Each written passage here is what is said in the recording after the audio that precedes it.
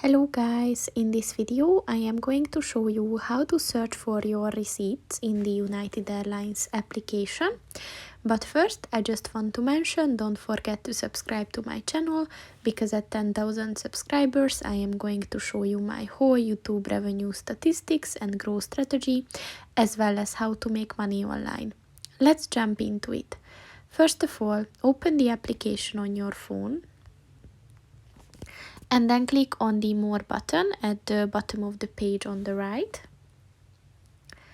And then if you scroll down at the Tools and Services section, look for the Search Receipt button and click on that.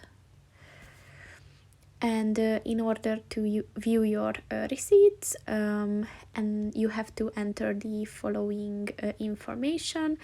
So your first name, your last name, and the last four digits of the card.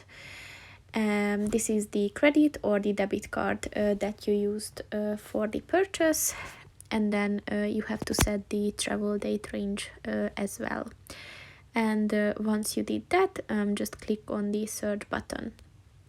So that's pretty much it for this video, guys. See you in the next one. Goodbye.